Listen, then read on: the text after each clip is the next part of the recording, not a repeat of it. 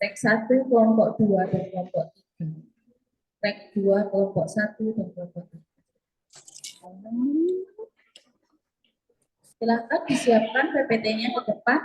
Satu kelompok mendapatkan waktu 10 menit. Ada yang jadi moderator? Sekaligus timer untuk ininya. Siapa moderatornya?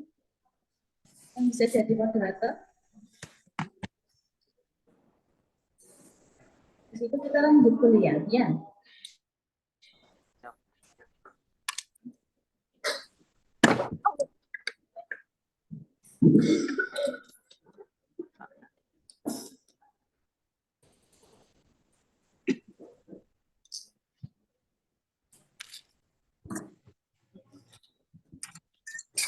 Baik, Assalamualaikum warahmatullahi wabarakatuh. Selamat pagi Bu Evi dan teman-teman semua. Untuk hari ini kita akan presentasi tentang topik sharing jurnal tren isu dalam pelayanan kesehatan. Untuk reguler 1 kelompok yang presentasi yaitu kelompok 2 dan 3, dan untuk reguler 2 untuk kelompok yang presentasi kelompok 1 dan 3.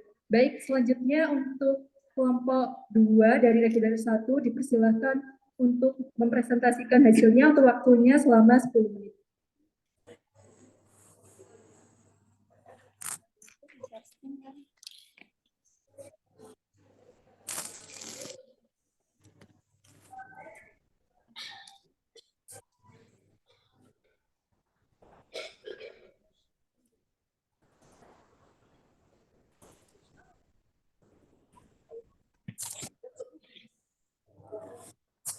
Minta PPT yang presentasi.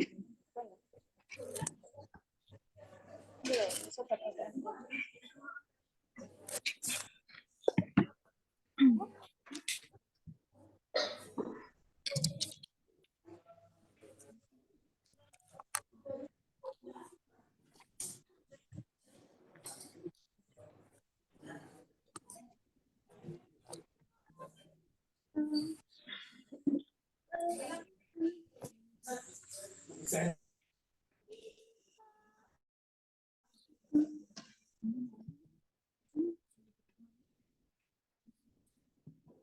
Oke, baik.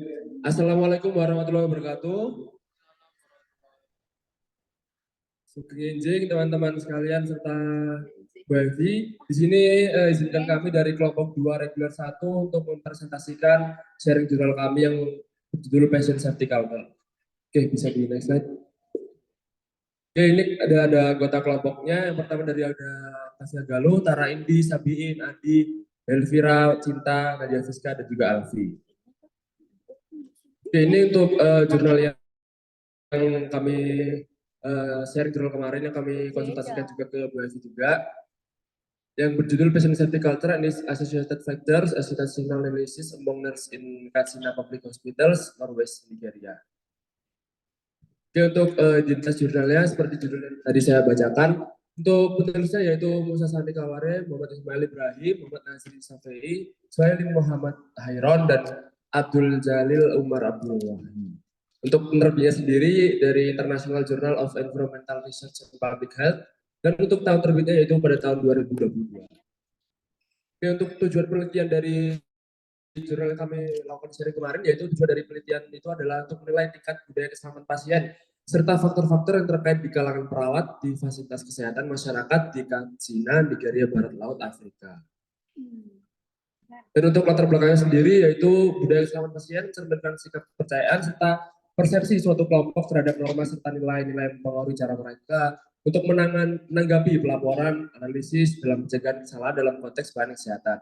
Dan juga untuk faktor-faktor utamanya yang mengancam keselamatan pasien meliputi miskomunikasi, kurangnya pelaporan insiden, aliran informasi yang tidak memadai, masalah individu, kebijakan prosedur yang tidak memadai, serta terdapatnya kesalahan teknis. Dan penelitian juga menunjukkan bahwa ancaman terhadap keselamatan pasien dapat mengakibatkan biaya perawatan medis yang makin meningkat, perpanjangan waktu tinggal di fasilitas kesehatan, dan juga cacat permanen atau bisa menyebabkan kematian juga.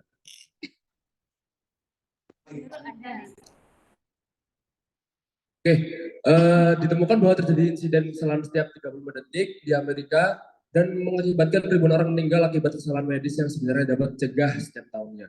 Dan di Nigeria sendiri menghadapi masalah serius dalam praktik keselamatan pasien, terutama dalam konteks pembedahan, pengobatan, transfusi, infeksi terkait dengan kesehatan, kompetensi staf, manajemen darurat, peralatan medis, komunikasi, aksesibilitas, pengurangan pelaporan kesalahan, serta sistem manajemennya. Diperlukan juga penilaian dasar terhadap budaya keselamatan pasien di Nigeria untuk mengidentifikasi tingkat serta faktor yang terkait di area yang memerlukan intervensi untuk meningkatkan keselamatan pasien di fasilitas pelayanan kesehatan. Oke, untuk metode dari penelitian yang kami share di kemarin, yaitu penelitian itu menggunakan metode cross-sectional dan menggunakan hospital survey on patient safety culture atau HSOPSC, sebagai kuesioner tervalidasi yang dikembangkan Agency for Health Research and Quality (AHRQ), terdiri dari 460 responden yang dipilih secara acak sederhana dari 20 fasilitas kesehatan sekunder di Nigeria. Peneliti juga mendapatkan dukungan dari Dewan Manajemen Rumah Sakit di negeri Katsina, melakukan pertemuan dengan direktur medis dan kepala pelayanan perawatan di setiap rumah sakit, serta mendistribusikan HSOPSC kepada responden dengan surat pengantar dan formulir persetujuan. Serta responden juga diberi waktu 3 hari untuk menyelesaikan survei, serta pengumpulan data selesai dalam 46 minggu. Dan kumpul tersebut dianalisis menggunakan metode statistik deskriptif.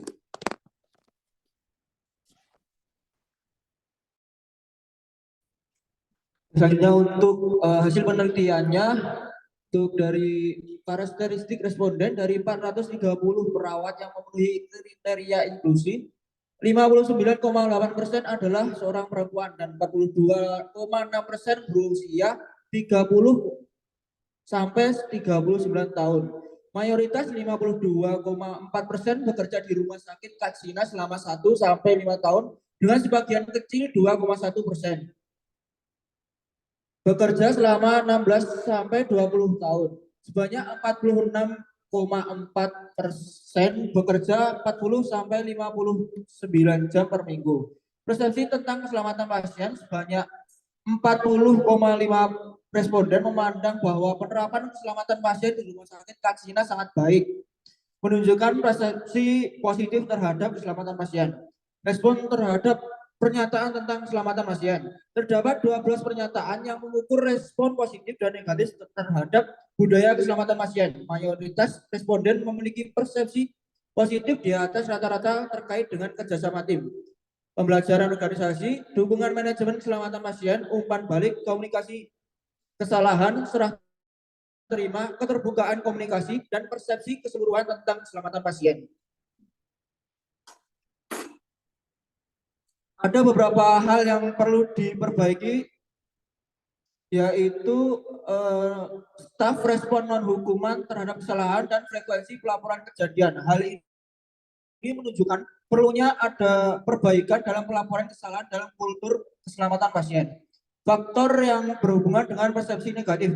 Dari 16 variabel, terdapat 4 variabel yang berhubungan signifikan dengan persepsi negatif terkait budaya keselamatan pasien.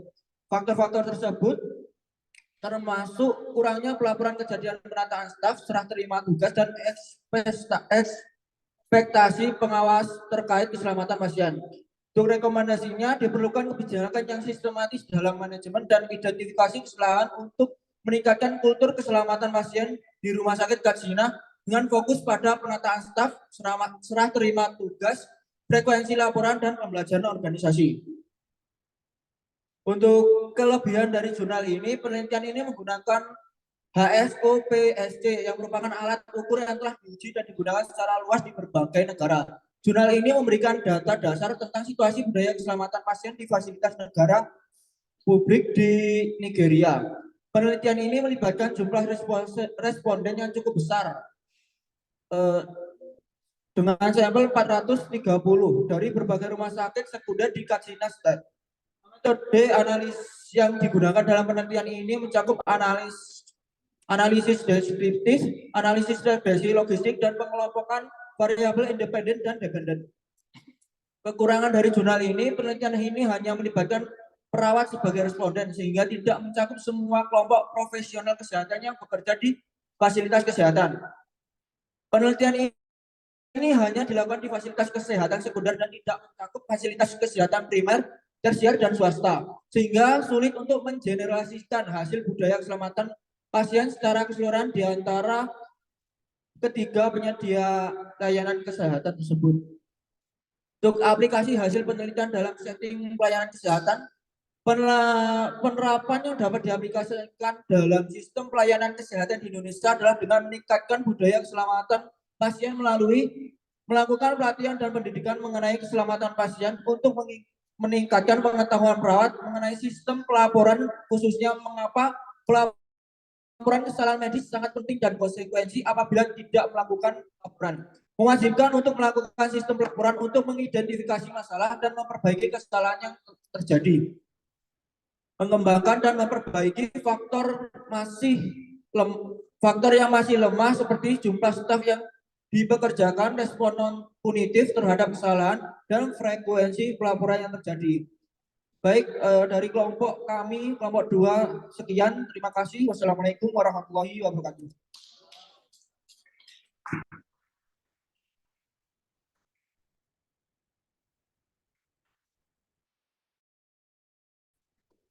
Baik, selanjutnya untuk kelompok 3, persilakan untuk mempresentasikan hasil kelompoknya.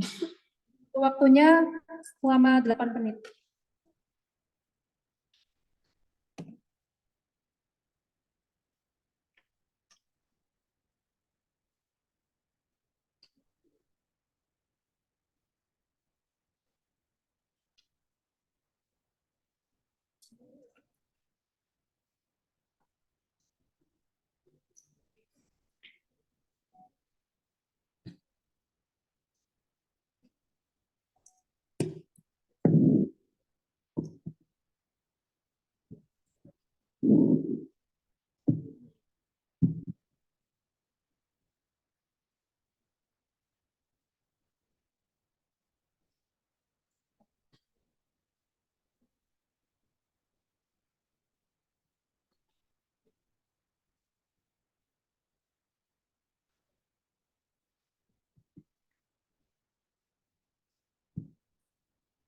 Assalamualaikum warahmatullahi wabarakatuh. Kami dari kelompok 3 akan menyampaikan hasil diskusi kami tentang sharing jurnal, yaitu Patient Safety Culture. Bisa di next slide. Nah, ini untuk anggota dari kelompok kami. Ya, untuk jurnalnya sendiri kita menggunakan jurnal original artikel, yaitu Evaluation of the Green Cross Method regarding Patient Safety Culture and Incidence Reporting.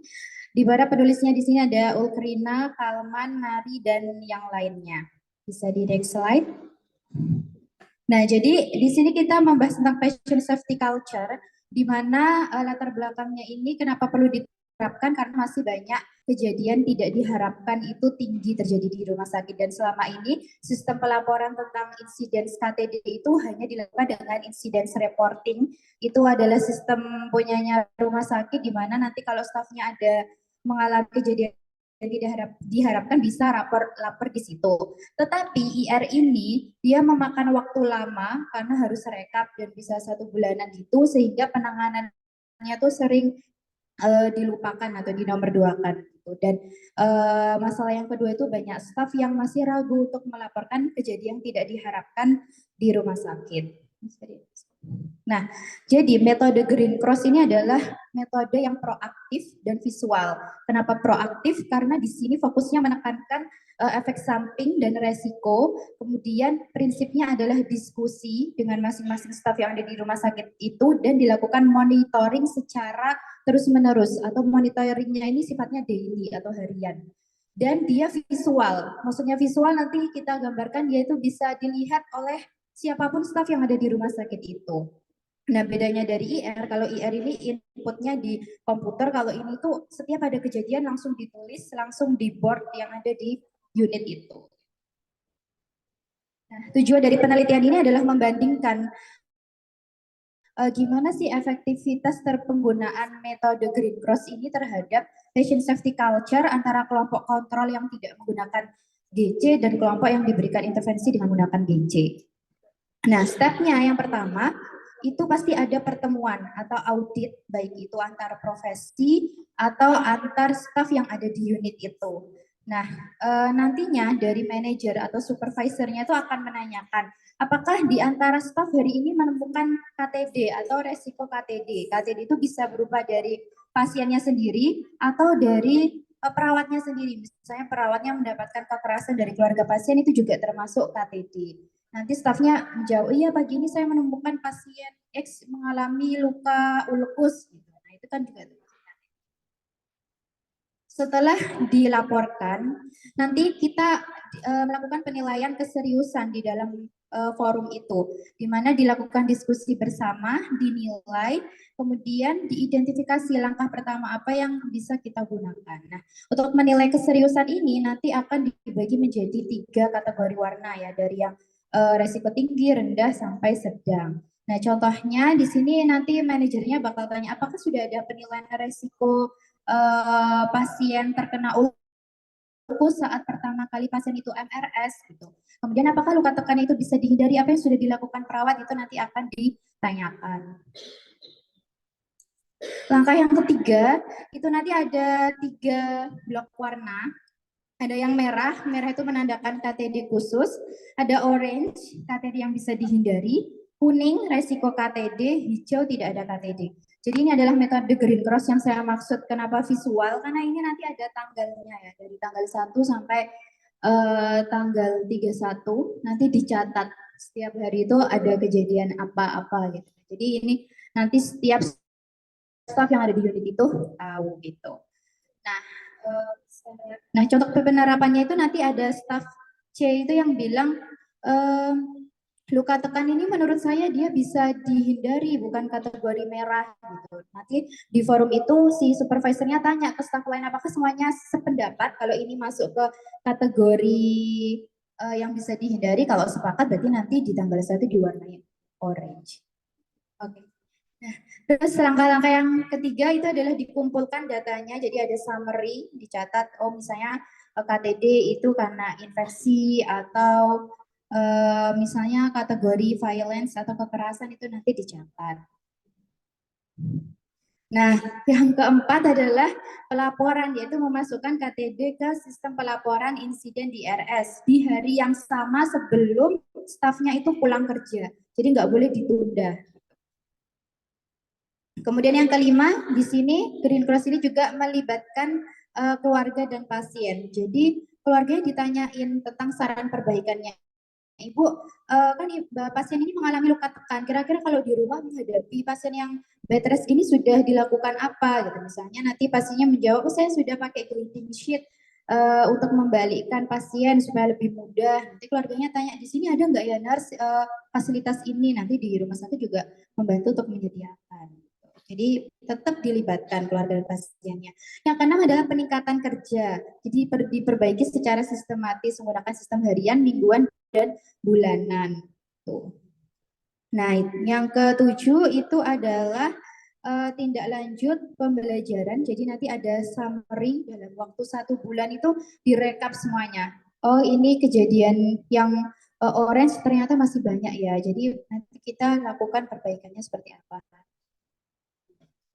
Metodenya ini pakai studi komparatif, dilaksanakan di rumah sakit di selatan Swedia. Sampelnya itu ya di staf rawat inap maupun rawat jalan yang ada di unit itu. Nah, di sini yang paling banyak menerapkan patient safety culture itu adalah 68 unit staff nurse daripada yang dokternya itu. Nah, di sini kita pakai SOPSC metodenya, mulai dari komunikasi, ada feedback enggak, ada keterbukaan enggak, staff itu takut enggak melaporkan kejadian yang tidak diharapkan ini. Nah, yang ketiga tentang bagaimana dukungan supervisor atau karunya terhadap patient safety culture. Karunya itu peduli enggak, rajin follow up enggak, kemudian respon non punitifnya itu misalnya kalau terjadi kesalahan itu melaporkannya secara subjektif seperti menyalahkan orang yang melakukan kesalahan itu atau memang objektif berdasarkan kesalahan yang dilakukan. Kemudian bagaimana pengorganisasian perbaikan di situ nanti diberikan kuesioner masing-masing dari stafnya, apakah sudah dilaksanakan di unit itu. Kemudian ada dimensi persepsi tentang keselamatan, dimensi harapan supervisor, dimensi handoff. Ya. Kemudian ada informasi dan dukungan kepada pasien dan keluarga, staffingnya, kerja tim dalam unitnya itu gimana, nanti bisa dibaca secara rinci di kriteria kuesionernya. Oke, lanjut. Nah, dari hasil penelitiannya ternyata 46 unit atau 1.221 staf itu sudah menerapkan Green Cross dan didapatkan ada kepuasan yang tinggi terhadap staf yang sudah melaksanakan GC dan kualitas budaya keselamatan pasiennya juga lebih tinggi di staf yang sudah menerapkan GC. Kemudian ini adalah contoh penerapannya. Oke, mungkin izin menambahkannya untuk aplikasi hasil di penelitian itu dalam setting pelayanan di Indonesia. Itu untuk yang pertama itu catat pertemuan KDD saat bekerja, kemudian laporkan pada Karu, kemudian kejadian tidak hanya berlaku pada pasien saja, tapi kejadian atau human error antar staf atau disipliner juga itu harus dicatat.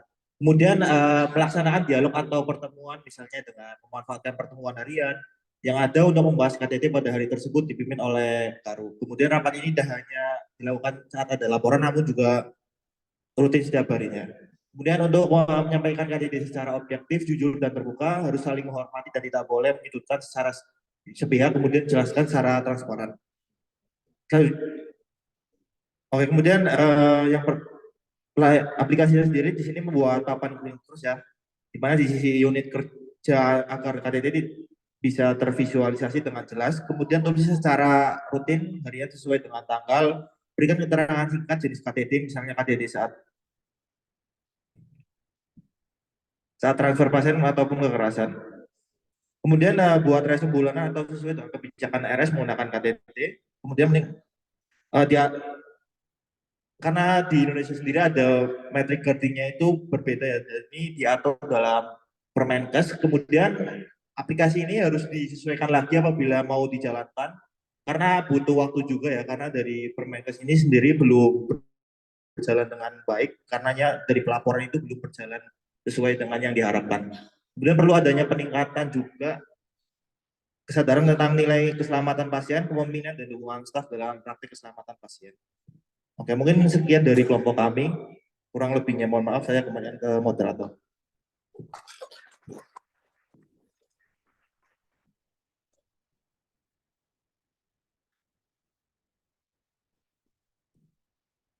Baik, untuk kelompok selanjutnya yaitu kelompok 1 dari reguler 2, persilahkan untuk mempresentasikan hasil diskusi kelompok.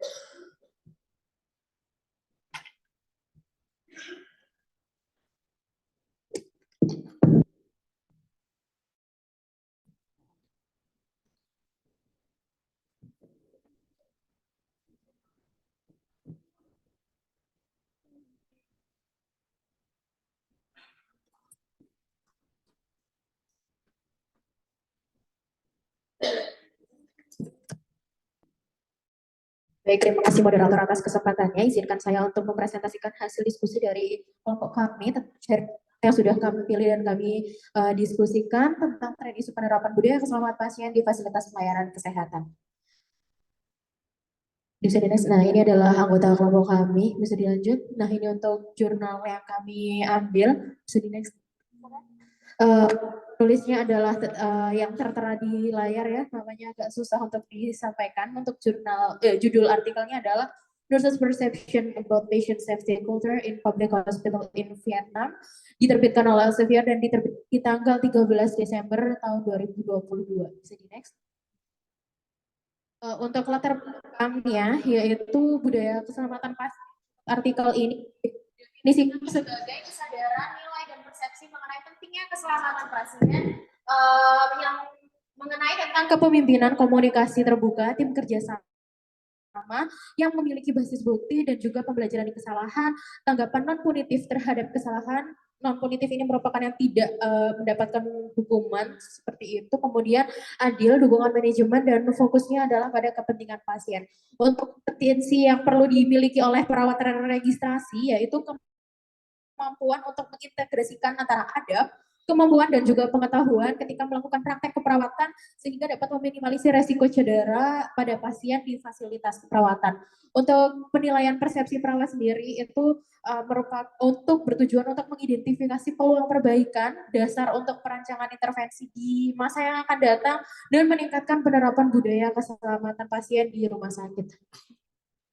Kemudian untuk tujuan penelitian yang ada di artikel ini yaitu mengetahui bagaimana bagaimana persepsi perawat itu dalam memandang budaya keselamatan di RSU Hanoi, Vietnam. Untuk metodenya adalah deskriptif cross-sectional dengan survei online. Untuk yang dipilih adalah untuk pesertanya dari 705 perawat terpilih dari 4 rumah sakit umum dan diberikan 3 komponen survei online dan menggunakan Hospital Survey on Patient Safety Culture atau HSOPSC. Dia ini digunakan untuk menghitung skor gabungan dan persentase tanggapan positif dari setiap itemnya. Kemudian hubungan antara variabel independen dan juga skor keselamatan pasiennya itu diuji dengan analisis regresi linear berganda. Nah, ini adalah hasilnya. Berdasarkan survei yang dilakukan itu pendapatnya cukup positif dengan skor 72,8%. Dengan area terkuat itu dari budaya keselamatan pasiennya itu adalah dari kerjasama dalam unitnya, harapan dan tindakan yang mendorong keselamatan pasien. Kemudian untuk area yang perlu diperbaiki adalah terkait dengan kekurangan tenaga kerja dan respon kognitif terhadap kesalahan. Kemudian untuk faktor yang bisa sebagai prediktor yang signifikan terhadap keselamatan pasien itu sendiri, yang pertama adalah keterbukaan komunikasi, kekurangan tenaga kerja, frekuensi laporan kejadian, serta lama pelayanan di rumah sakit dan unit. Untuk kesimpulannya dari hasil penelitian itu, inisiatifnya diperlukan respon terhadap kesalahan, kekurangan tenaga kerja, dan pelaporan kesalahan. Nah, menurut kelompok kami, kelebihan dari jurnal yang kami pilih adalah untuk yang pertama ini yang memuat informasi penting dan berfokus pada masalah keselamatan pasien kritis di rumah sakit yang berada di Vietnam. Kemudian metode yang digunakan itu sudah tersertifikasi oleh lembaga kesehatan yaitu HSOPSC tadi, dan juga memaparkan metode lain yang dapat digunakan untuk menilai keselamatan pasien selain HSOPSC yang digunakan, seperti survei rumah sakit tentang budaya keselamatan pasien, kuesioner sikap keselamatan, iklim keselamatan pasien di organisasi perawatan kesehatan, kuesioner keselamatan rumah sakit Skotlandia, dan juga instrumen Sanford. Untuk kekurangan dari jurnal yang kelompok kami pilih, yaitu menurut kelompok kami kekurangannya tuh karena hanya dilakukan di Hanoi, Vietnam, mungkin juga dilaksanakan di daerah lain sehingga bisa ada perspektif yang berbeda selain dari satu kota saja. Kemudian tidak menjelaskan mengenai kelebihan dan kekurangan instrumen yang digunakan yaitu HSOPSC, serta kenapa kok HSOPSC ini dipilih itu di jurnalnya itu tidak dijabarkan. Kemudian juga tidak menyebutkan jenis manajemen stres yang dapat digunakan sebagai solusi untuk peningkatan PSG di rumah sakit. Untuk aplikasinya di Indonesia sendiri, di Indonesia sudah pernah juga dilakukan penelitian yang sama seperti yang artikel yang sudah kami pilih. Ada 2 untuk yang pertamanya yang dilakukan di ruang rawat inap terpadu Rumah Sakit Haji Adam Malik Medan, yang menghasilkan proses pelaksanaan identifikasi pasien di rumah sakit tersebut itu belum berjalan dengan baik karena ketersediaan gelang ya, yang stoknya itu kurang, sedangkan pasien yang datang itu cukup banyak. Kemudian sudah kekurangan dari gelangnya, ternyata gelang untuk identifikasi ini juga banyak yang rusak. Selain itu juga yang menjadi kendala adalah petugas bahan habis pakai itu sering terlambat datang ketika dibutuhkan, terlebih ketika mengambil gelang identitas yang sudah rusak itu tadi atau yang sudah digunakan. Kemudian komunikasi efektif di rumah sakit Haji Adam Malik Medan ini masih belum berjalan dengan baik karena dokter sering tidak ada di tempat dan juga perawat sering lupa terkait dengan konfirmasi terhadap pasien. Lalu untuk keamanan obatnya sendiri sudah sesuai dengan SPO karena tempat penyimpanan obat sudah dibuat terpisah dengan obat lainnya dan juga ditandai untuk khusus obat-obatan yang high alert. Untuk selanjutnya adalah pelaksanaan tempat lokasi, prosedur, dan juga pasien operasi di rumah sakit ini masih belum berjalan dengan baik karena beberapa dokter itu masih melakukan kelalaian terhadap penandaan pada pasien dan juga pelaksanaan pencegahan resiko infeksi sudah memenuhi standar 100% karena sarprasnya sudah lengkap. Kemudian pencegahan pasien jatuh juga sudah baik karena sudah ada sarpras yang mendukung seperti pemasangan stiker kuning di pasien, bed, dan juga pintu kamar pasien. Lalu yang selanjutnya adalah terkait yang diteliti di Rumah Sakit Umum Deli Medan untuk kejadian yang hampir menyebabkan bahaya bagi pasien berdasarkan dari kuesioner yang dibagikan dari peserta itu ada pelaksana cuci tangan 6 langkah dengan 5 momen belum optimal, kemudian double check dalam pemberian obat high alert belum terlaksana dengan optimal, dan juga ada beberapa pasien yang hampir jatuh. Kemudian terkait dengan peningkatan keselamatan pasien itu peserta sudah memiliki pemahaman bahwa perawat ini memiliki peran sebagai edukator, advokat, dan juga evaluator. Bisa dilanjut. Untuk faktor pendukung dalam pelaksanaan keselamatan pasien, menurut perawat yang dilakukan survei, yaitu yang pertama, kepala ruangan itu selalu mengingatkan bawahan agar selalu menerapkan sasaran keselamatan pasien setiap adanya insiden, kemudian sudah menerapkan sasaran keselamatan pasien berdasarkan dengan SNARS, dan juga untuk faktor penghambat pelaksanaan peran dalam meningkatkan keselamatan pasien, menurut peserta adalah yang pertama banyaknya tugas di ruangan, kemudian jumlah perawat yang tidak sebanding dengan jumlah pasien, dan juga pasien yang tidak kooperatif. Berikut adalah daftar pustaka yang kami gunakan dalam sharing jurnal kali ini. Sekian dari kelompok kami. Untuk tanya jawab bisa dilakukan di akhir. Saya kembalikan kepada moderator. Terima kasih. Wassalamualaikum warahmatullahi wabarakatuh. Baik, selanjutnya dari kelompok 3, reguler 2, dipersilahkan untuk mempresentasikan hasil diskusi kelompoknya.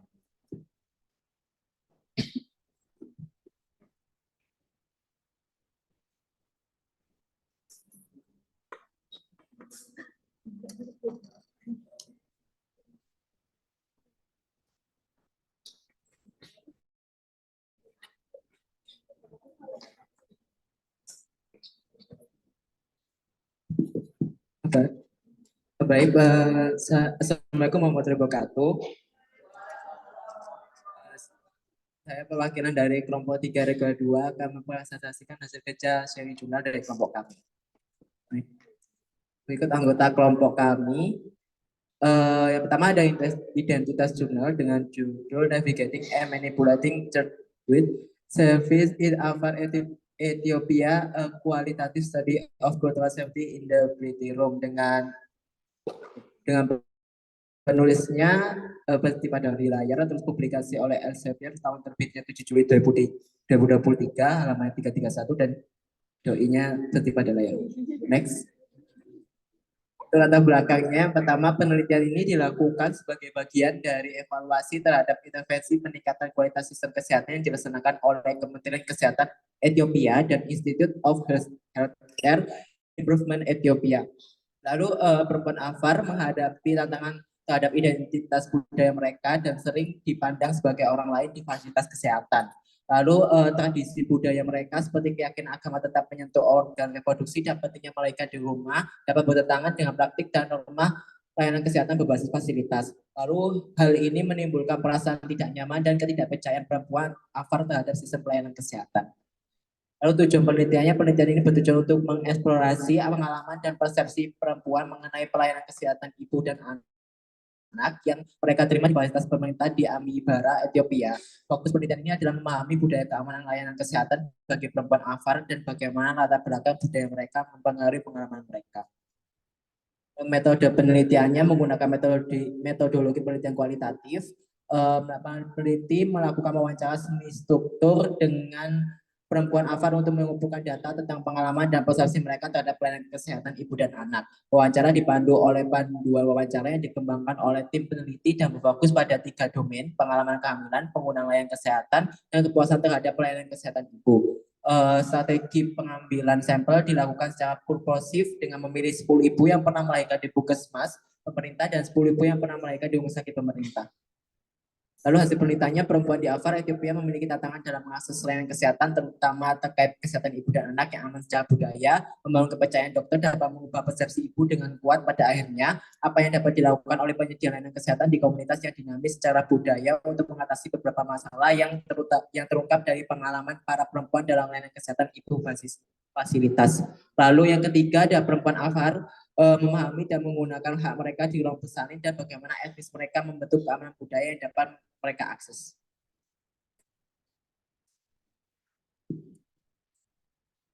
Baik, izin melanjutkan. Untuk kelebihan dari penelitian ini adalah dalam proses memperoleh datanya itu menggunakan pendekatan kualitatif yang mendalam untuk dapat memahami pengalaman dan layanan perawatan kesehatan bersalin pada ibu di wilayah Afar.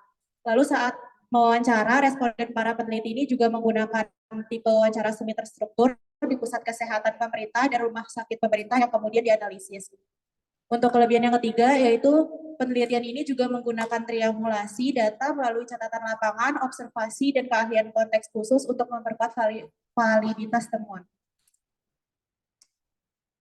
Untuk kekurangannya, yaitu salah satu keterbatasan penelitian ini adalah ukuran sampelnya yang kecil, di mana para peneliti itu hanya melakukan wawancara ke 20 perempuan yang terdiri dari 10 orang melahirkan di puskesmas pemerintah dan 10 orang di rumah sakit pemerintah. Keterbatasan lainnya itu adanya potensi bias dari keinginan sosial dalam wawancara, dan penelitian ini juga berfokus secara khusus pada pengalaman perempuan Afar di salah satu wilayah di Ethiopia, yaitu Amibara. Untuk aplikasi hasil penelitiannya di setting pelayanan kesehatan di Indonesia, yang pertama hasil penelitian ini ditemukan perlunya peningkatan akses terhadap layanan kesehatan dan perawatan yang sensitif terhadap budaya bagi perempuan Afar saat melahirkan. Nah, di Indonesia sendiri ini udah ada program Mampu yang bertujuan untuk meningkatkan akses perempuan miskin ke layanan penting dan program pemerintah lainnya untuk berkontribusi pada kesetaraan gender dan pemberdayaan perempuan. Di program Mampu Bakti ini juga berfokus ke perubahan kebijakan yang responsif gender dan prokur, serta meningkatkan akses layanan dan program pemerintah untuk perempuan miskin. Lalu untuk yang terakhir, di Indonesia ini aplikasi perawatan yang sensitif terhadap budaya bagi perempuan saat melahirkan belum maksimal, kurangnya konsultasi mengenai keputusan tentang proses melahirkan, bidan juga tidak menanyakan mengenai preferensi budaya atau agama, dan perempuan merasa malu mengajukan permintaan terkait asuhan sesuai budaya di rumah sakit. Berikut adalah referensi yang kami gunakan. Baik, sekian dari kelompok kami, dikembalikan ke moderator.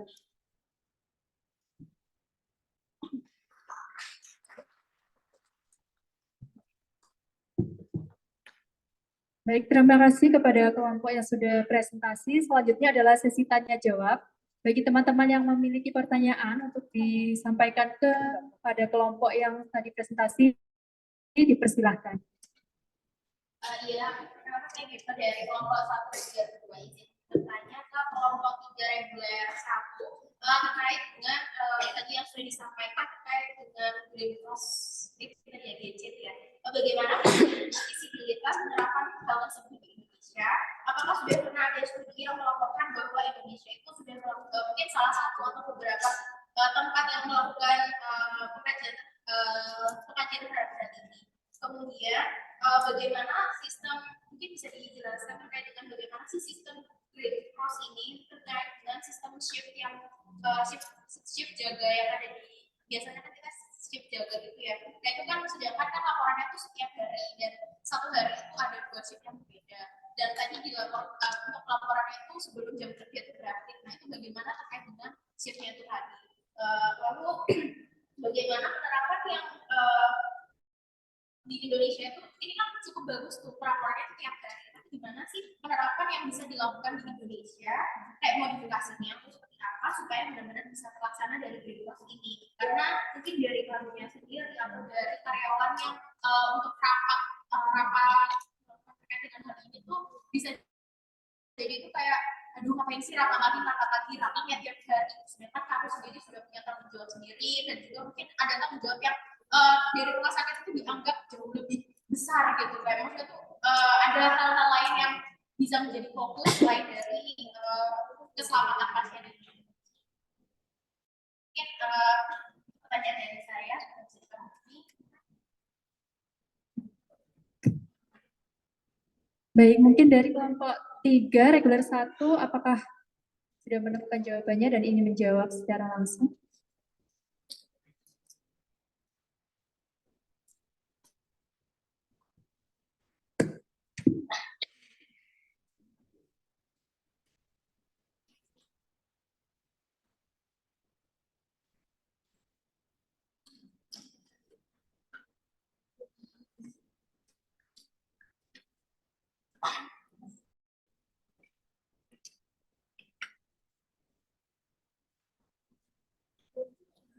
Kemudian saya dari kelompok 3 reguler 1 ingin menjawab tentang visibilitas green cross di Indonesia. Kekurangan di jurnal ini yaitu tidak dijelaskan di mana tentang pembagian shiftnya.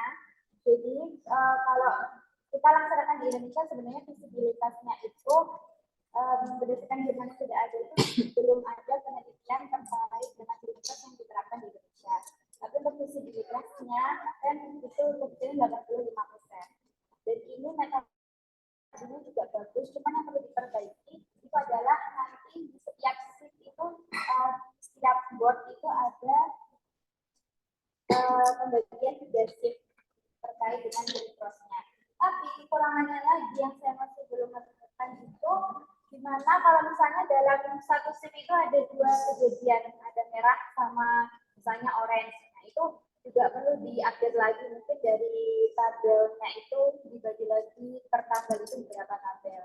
Terus terkait rapat ya, nah ini juga belum dijelaskan di jurnal yang di-share, tapi kalau misalkan mau diterapkan di Indonesia, mungkin bisa dibarengkan dengan saat band off atau saat morning conference. Sebenarnya percakapan ini juga enggak percakapan yang rapat besar gitu, cuma nanya kira-kira kejadian hari ini apa, terus kendalanya apa, terus dituliskan gitu. Jadi bukan rapat yang besar gitu, enggak.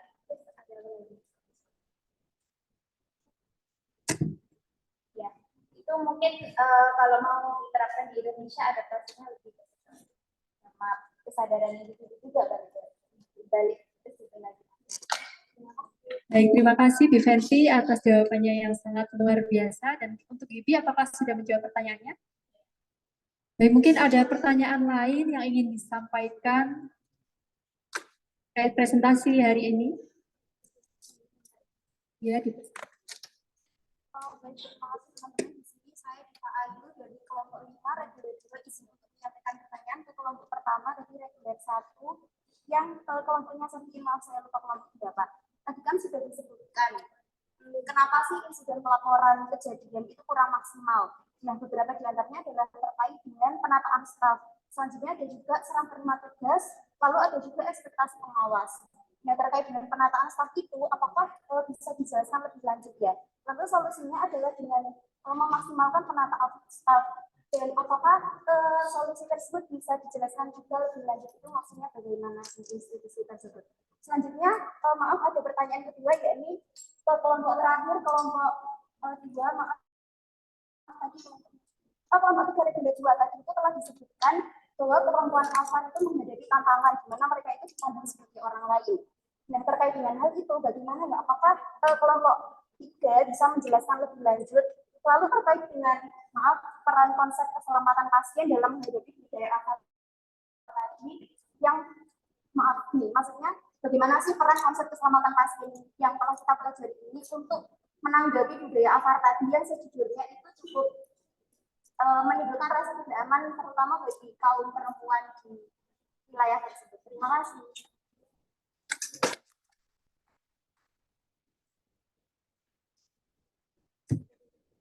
Baik, terima kasih untuk Diva atas pertanyaannya. Selanjutnya dari kelompok 2, reguler 1, apakah langsung menjawab pertanyaannya?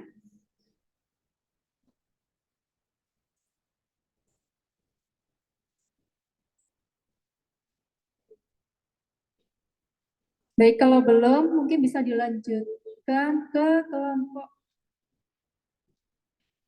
3, reguler 1, apakah sudah bisa menjawab pertanyaan dari Diva?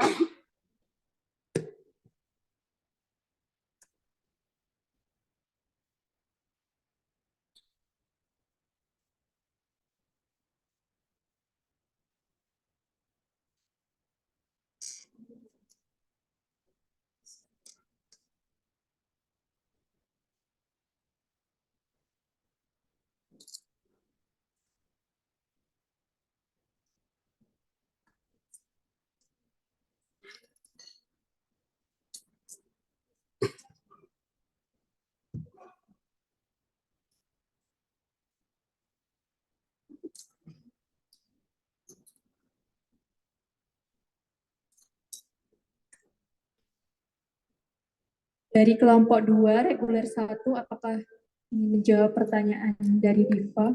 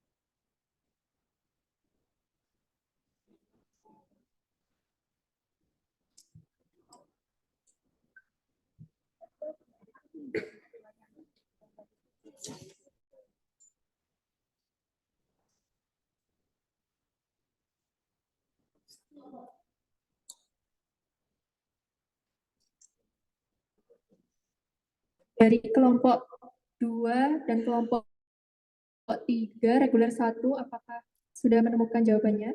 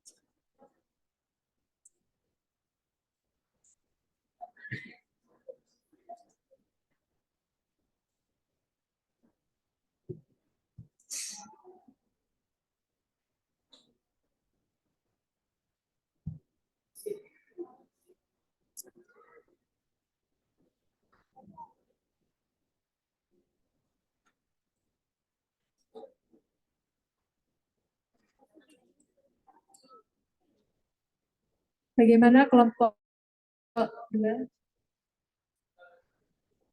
Silahkan Adi. Pertanyaan dari Diva Ayu.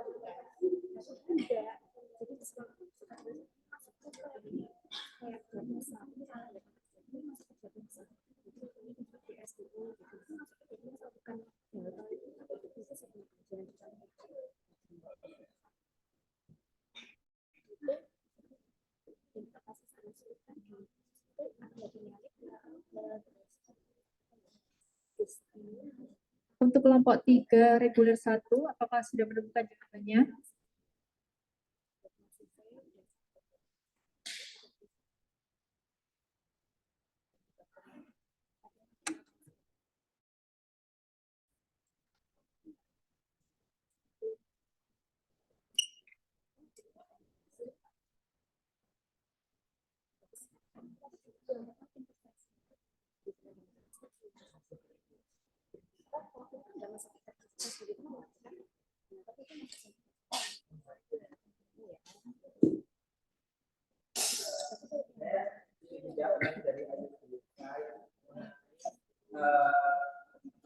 Tadi kenapa kok disebut sebagai orang lain?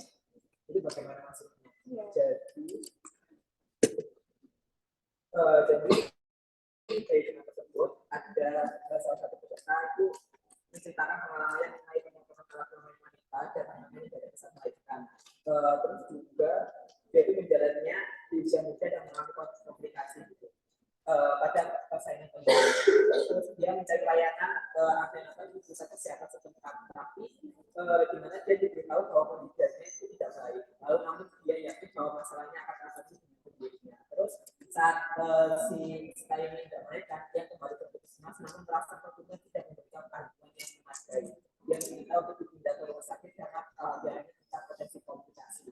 Nah, saya di rumah sakit, pesertanya itu kesulitan melahirkan bayinya akibat penutupan vagina akibat pemotongan organ tersebut. Dia merasa perawat tidak memberikan dukungan yang cukup dan mengambil tindakan sendiri melakukan inseminasi pada diri sendiri. Jadi dianggap sebagai itu karena dia itu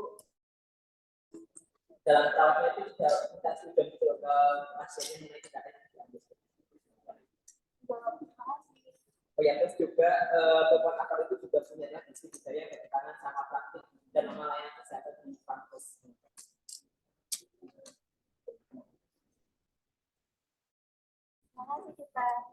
Baik, terima kasih dari jawabannya.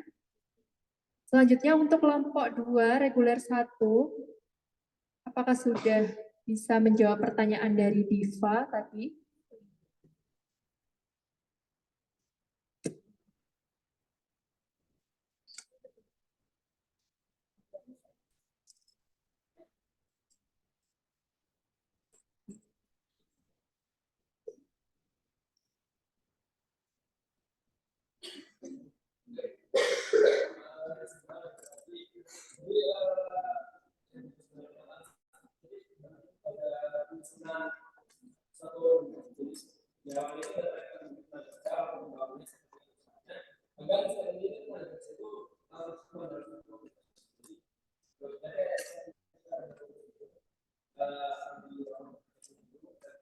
akan disebut juga terkait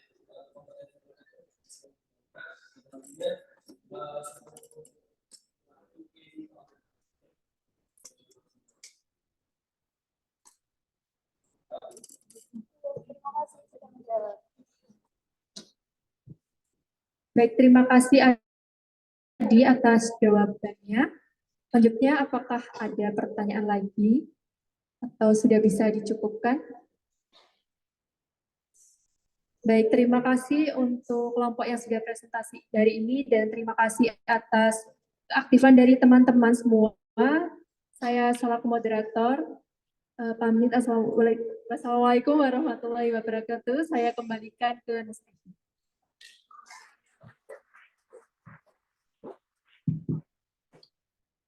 Anda sudah dapat Medpen? Medpen berapa?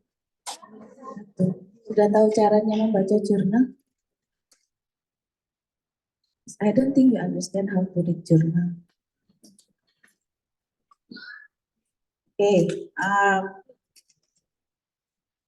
Oke, sepertinya memang kalau Anda melihat jurnal itu dibaca dulu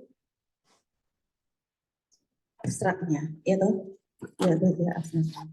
Jadi jurnal ngapain? Mengukur tentang apa? Karena yang Anda tampilkan tadi itu misalnya tentang hasil penelitian, ada yang menggunakan HSOPSQ, tidak ada yang menampilkan hasil skornya. Padahal Anda kan kemarin sudah belajar praktikum mengukur keselamatan budaya keselamatan pasien pakai HSOPSQ, toh? Nah, harusnya itu disajikan. Kan Anda sudah bisa belajar menginterpretasikannya seperti apa. Ya, ini dari kemarin yang WA saya, Bu, ini boleh, saya bilang boleh, itu saya cepat kan, saya jawabnya boleh. Enggak, saya langsung skimming, saya bacanya abstrak. Oke, ini bagus, ini tidak bagus.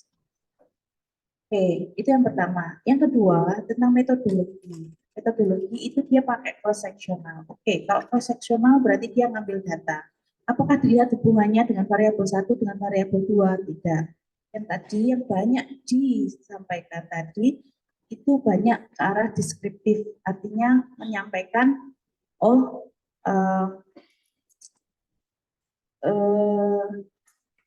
hasil survei budaya keselamatan pasien itu ini loh. Iya kan? Iya kan enggak? Iya kan enggak? Nah, jadi harusnya tahu terus itu yang pertama. Terus yang green cross tadi, itu dia Anda menerangkan itu green cross itu apa? Green cross itu jadi ada dibagi dalam rumah sakit tersebut itu sudah dibagi, ada yang pakai green cross, ada yang tidak pakai green cross, ya toh. Terus dibagi lagi green cross itu apa sih? Dia mengecek di monitor kejadian di situ ada adverse event-nya apa tidak. Itu kan ya, kejadian yang adverse event-nya tinggi apa tidak, membahayakan apa tidak. Jadi ada hijau, ada kuning, ada orange, ada yang merah, gitu kan. Ya enggak tadi. Terus dia kamu baca metodologinya adalah cross sectional tapi dia retrospektif. Artinya sekarang dipakai budaya keselamatan pasiennya itu diukur sekarang cross sectional, tapi dia melihat membandingkan antara yang green cross sama yang non green cross. Ya, tadi itu yang belum menonjol. Kadang itu Anda membaca sharing jurnal itu kan Anda baca jurnal, terus tak ceritakan kepada temanmu jurnal ini itu isinya apa toh, gitu kan. Tidak hanya sekedar kelebihan kekurangan. Bagi saya Anda belum mumpuni untuk kelebihan dan kekurangan. Kenapa? You don't have any idea about metodologi penelitian. Belum mumpuni. S2 itu analisis. Tapi kalau Anda mau memberikan kelebihan dan kekurangan, it's okay. Tadi ada yang bilang di kelompoknya yang berpinggul tadi, Anda bilang sampelnya terlalu sedikit, hanya 20. Anda tahu nggak kalau penelitian kualitatif, sampel 20 itu sudah cukup. Kalau dia sampelnya nggak cukup, nggak mungkin dia bisa publish jurnal. So, jadi Anda sampai saya merasa Anda berhak bisa mengkritisi jurnal. Jadi ini sharing jurnal itu bukan kritisi jurnal. Yang boleh mengkritisi jurnal itu sudah yang S2, yang sudah paham. tentang perjurnalan dan sudah pernah menulis scientific writing. Jadi begitu ya. Mungkin next time kalau lihat itu ada ngomong yang pertama kali. Mungkin latar belakang jangan panjang-panjang. Kenapa sih jurnal ini dibuat? Kenapa sih harus mengukur budaya keselamatan pasien? Oke, itu aja. Poin yang kedua, tujuan penelitiannya itu ngapain? Mengukur apa dibandingkan dengan apa mengukur apa dan apa, harus hubungannya ada apa enggak, atau hanya mengukur satu variabel yang sudah. Ya, itu yang harus Anda sampaikan kepada teman-teman Anda. Yang kedua, metodologi penelitian. Metodologi penelitian itu dia pakai cross-sectional kah, atau case control kah, atau pakai retrospektif cohort kah? Nah, itu disampaikan pengambilan datanya pakai, bukan metode ya. HSO PSQ itu bukan metode, dia instrumen, tools, alat. Kalau metodenya dia pakai cross-sectional, case report, atau apapun namanya metodologi pengambilan data. Terus hasilnya apa? Hasilnya itu kalau karakteristik responden itu hal dasar. Yang paling utama yang harus Anda sampaikan itu berdasarkan tujuan yang Anda sampaikan tadi di awal. Tujuannya apa? Meneliti tentang atau mengeksplorasi tentang budaya keselamatan pasien, persepsi keselamatan pasien perawat di rumah sakit A misalnya. Maka yang harus Anda jelaskan di hasil penelitian adalah hasilnya ya apa? Tinggi, sedang, rendah, domainnya. Kalau dia pakai HSO PSQ, Anda harus aware HSO PSQ itu ada berapa domain. Dijelaskan per domainnya apa aja. Paham ya? Next time kalau sharing jurnal, ikuti caranya Bu Evi. Saya paham ada kekurangan dan kelebihan. Kalau Anda ikut caranya saya, itu akan tersampaikan benar-benar sharing jurnal itu tujuannya tepat. Tidak hanya sekedar presentasi saja. Alright? Oke. Sekarang kita ada praktikum SEQ. Kemarin kita sudah belajar terkait pengukuran dengan HSO PSQ. Sekarang kita pakai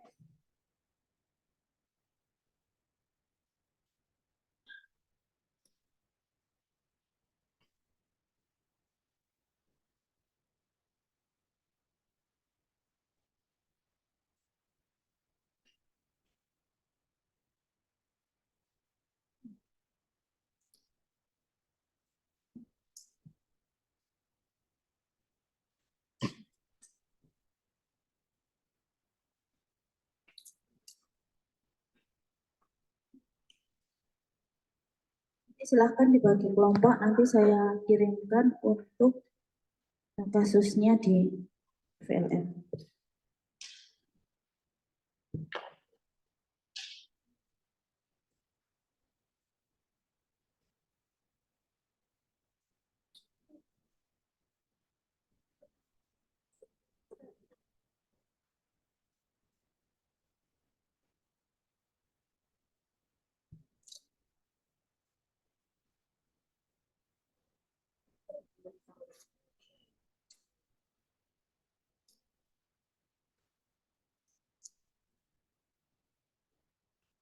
Saya terangkan dahulu, nanti Anda akan belajar cara menghitungnya.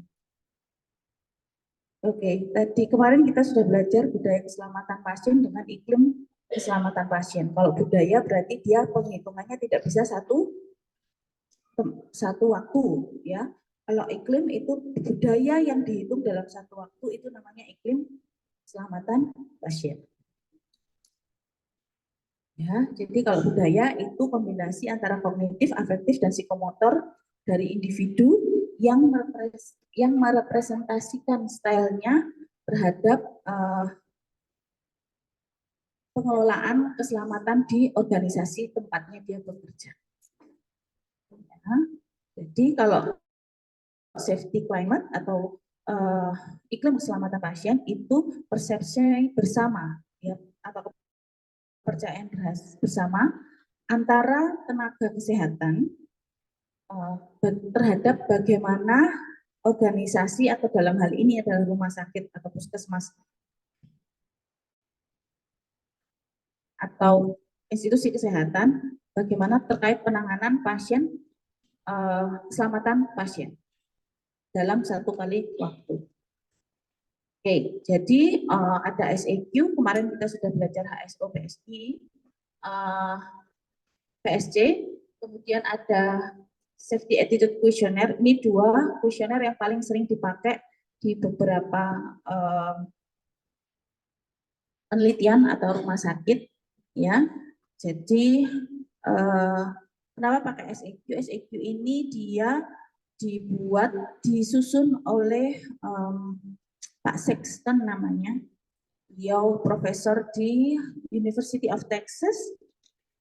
Kemudian kenapa dia pakai ini? Karena dia sudah ditelaah, dianalisis pakai CFA, confirmatory factor analysis, dan itu sudah memuaskan. Kemudian ada validasi, kalau Anda belajar tentang di Medpen itu ada validasi, artinya dia benar-benar mengukur budaya keselamatan pasien. Ada reliability, artinya dia mengukur hari ini dengan ukuran tahun selanjutnya, diukur di tempat yang lain hasilnya sama. Ada good test and retest reliability, dan validitasnya juga bagus. Dia dilakukan tidak hanya di rumah sakit tapi juga di pusat rehabilitasi dan juga di puskesmas sudah pernah digunakan. Oke.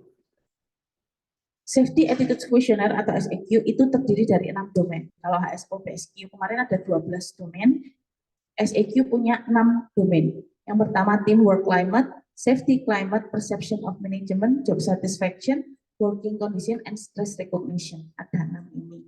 Kalau Anda mau menerjemahkan bahasa Indonesia, monggo silahkan, tidak apa-apa. Saya sendiri lebih nyaman pakai bahasa Inggris, tapi untuk pengukuran di Indonesia harus disamakan saja. Jadi ada, saya kasihkan ya.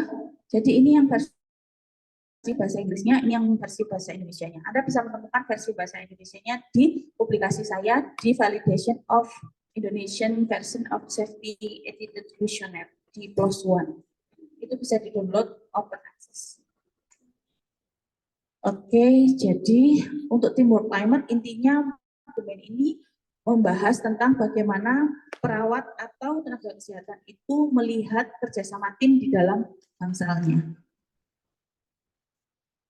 Kalau safety climate itu ada terkait bagaimana apakah dia selamat apa enggak dirawat di bangsalnya tersebut. Bagaimana persisnya terkait keselamatan pasien di ruangannya. Kemudian job satisfaction, Anda tahu kepuasan kerja, ya. Jadi apakah perawat atau dokter itu puas nggak kerja di bangsal tersebut.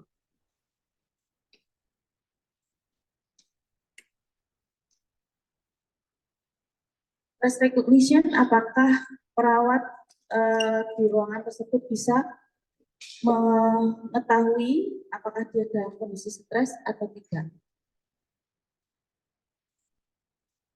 Kenapa ada stress recognition? Karena kalau Anda stres, maka keselamatan pasiennya juga bisa persepsi terhadap manajemen ini sangat penting juga. Kenapa? Karena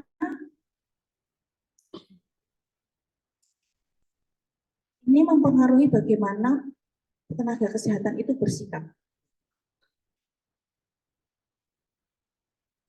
Jadi nanti perception of management nanti di kuesionernya itu dibagi dua terhadap manajer bangsal dan manajer rumah sakit. Biasanya kalau sama manajer bangsal dia lebih bagus daripada manajer rumah sakit. Ini adalah persepsinya terhadap kondisi kerja di ruangan.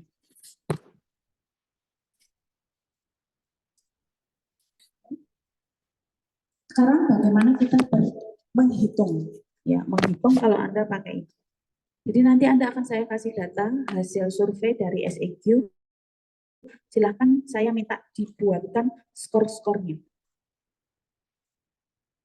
Individu. Anda boleh kerja kelompok, tapi nanti submitnya individu. Jadi silakan dilihat item 1 sampai 6 itu termasuk di teamwork climate. Safety climate itu mulai dari item 7 sampai 13, job satisfaction 15 dan sampai 19, Stress recognition 20 sampai 23. Perception of management itu nanti dibagi menjadi 2. Item 24 sampai 28. Working condition 29 sampai 32. Items nomor 14, 33 sampai 36 are not part of the skills above. Jadi tidak dihitung. Loh, kenapa Bu? Kok ada itemnya kok tidak dihitung? Karena biasanya kita ada beberapa penyusun tools itu memang untuk mengecohkan yang mau di-assess, yang mau dikaji. Ya, jadi 14 tidak dihitung. Ingat, item 2, 11, dan 3.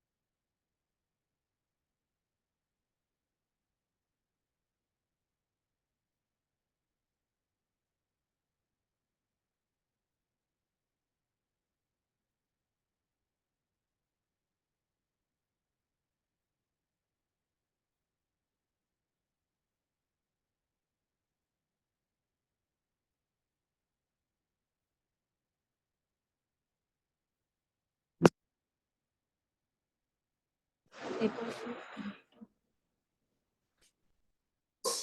ini saya kemarin nggak pakai Excel. Kalau pakai Excel kalau Anda bisa buka itu.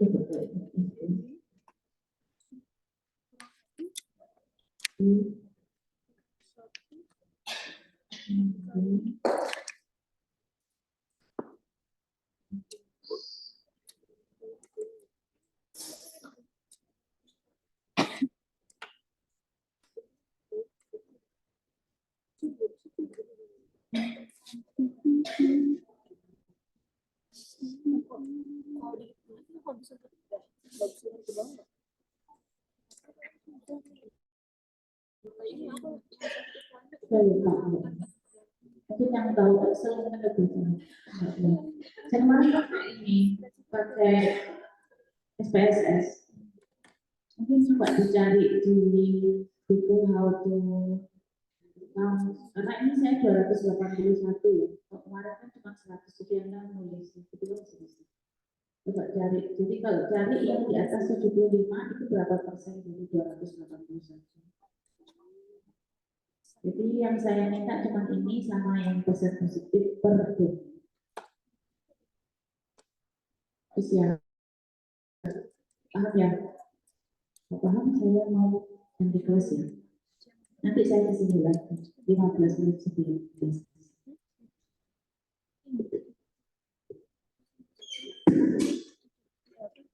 Kalau aku ke bawahin nggak bisa ya?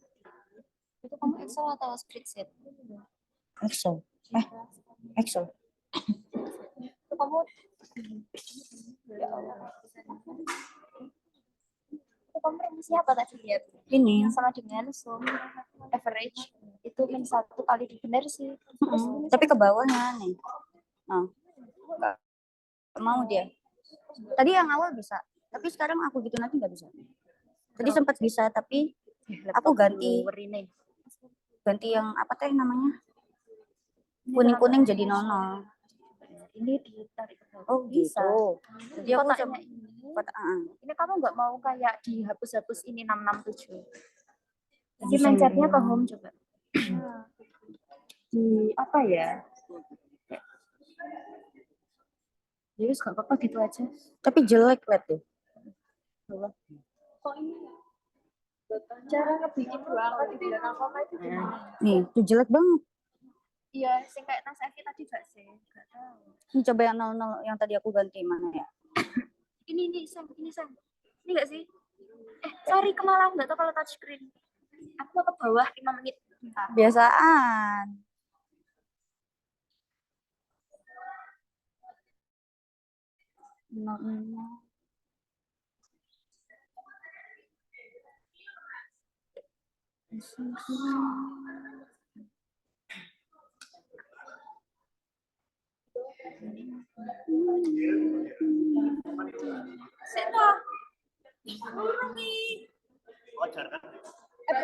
Persen tadi.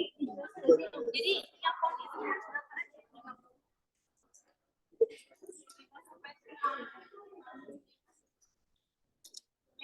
iya di atas 75.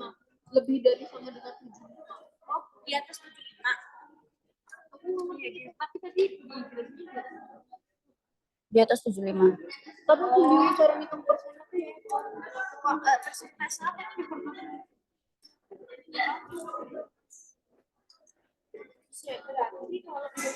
Aku salah nggak sih?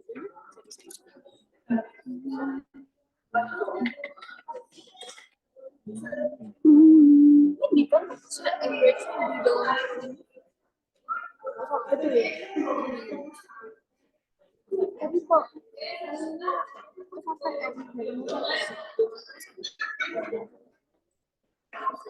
bener sih.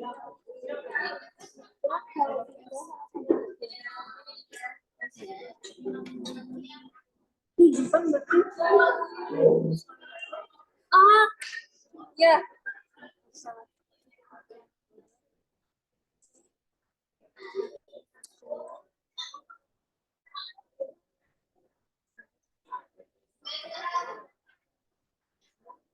Siapa yang teriakan?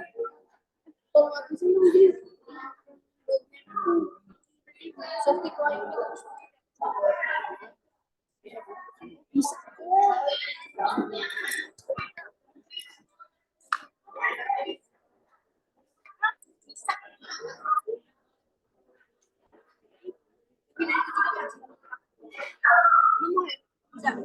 Berarti lebih dari 75 doang kan? Iya, iya.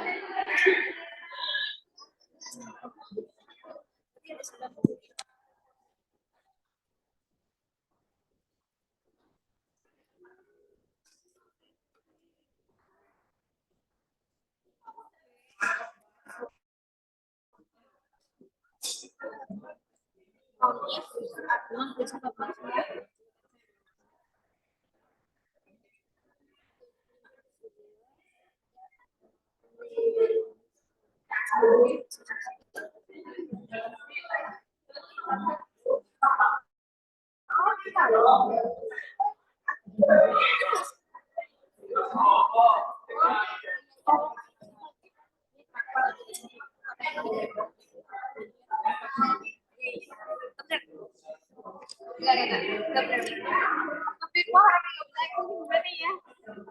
Rumusnya pakai apa ya? If-nya tentang dari blok yang pertama sampai akhir, terus kasih koma tanda petik lebih dari itu.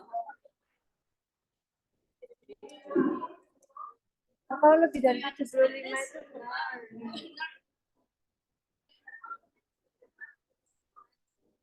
itu satu lima empat. Kakakku bagus. Apa ini? 79 17. Oh, ini yang deskripsi yang di teman-teman. Kan ini Kemala tadi. Boom. Terus yang ini. Udah tadi tak pencet. Pencetin lagi. Terus ini ya. Oke. Jadi Kalau lebih ini ya, panjang. satunya. Ctrl Z coba. Ya kan? Udah. Enggak, bisa dipencet tadi langsung F pencet terus. Nah, ya kan? Ya kan, sip. Oke. 79,2 aja kali.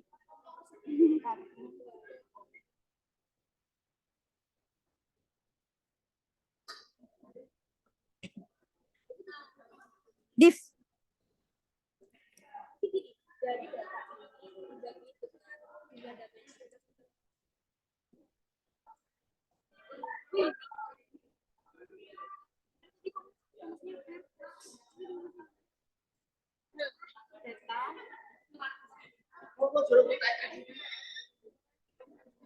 Satu lima empat bukan?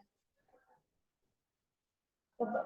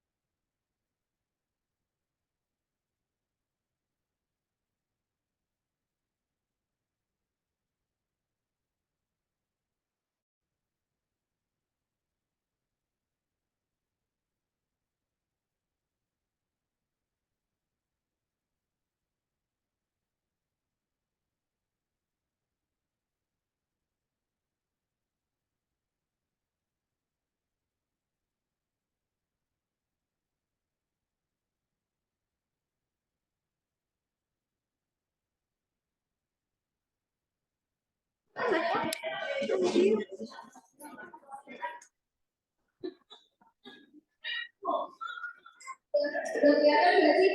Nih. Ya, ya. Udah ya. Ini ya. Persennya jujur aku bingung. Ada aja, ya bukan beneran. Tapi enggak. Soalnya persentase dari apa sama apa juga bingung. Kalau yang lebih dari 7 pakai ini. Account if, terus yang blok pertama sampai akhir di blok, terus habis itu kasih koma, kasih tanda petik ya kalau lebih dari 75. Sorry ya. Aduh, gak ketok. Ya Allah. Insya Allah. Bapak, monggo dilanjutkan, aku nge-record ya. Ulangi Her yang ikon if. Kalau if, jadi kalau if itu dasarnya dia mencari data berdasarkan dengan transaksi yang kita masukkan. Nah, kalau misalkan kalian kalau if terus habis itu blok dari apa namanya tabel pertama sampai akhir terus dikasih kriteria yang mau kalian cari, misalkan lebih dari 75. Nah, kalau misalkan pakai tanda selain angka kayak lebih dari kurang dari itu harus tanda petik supaya datanya itu kena nggak error gitu. Itu aja sih. Info dong yang presentasi gimana? Aku bingung maksudnya presentasi benda apa?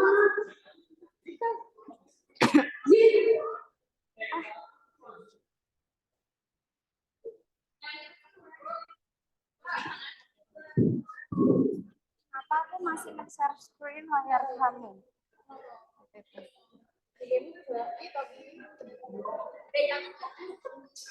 Presentasi dari apa sih? Tapi presentasinya dari apa yang enggak?